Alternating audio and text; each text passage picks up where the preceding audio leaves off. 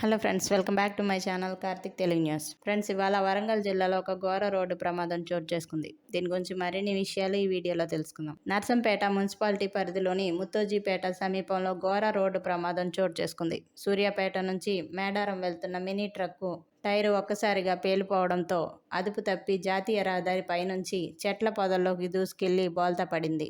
ఈ ప్రమాదంలో ఒకరు అక్కడికక్కడే మృతి చెందగా మరో 15 మంది గాయపడ్డారు. సమాచారం అందుకున్న పోలీసులు, స్థానికులు వెంటనే ఘటనా స్థలానికి చేరుకొని సహాయక చర్యలు చేపట్టారు. క్షతగాత్రులను అంబులెన్స్ల ద్వారా నర్సంపేట ప్రభుత్వ ఆసుపత్రికి తరలించి చికిత్స అందిస్తున్నారు.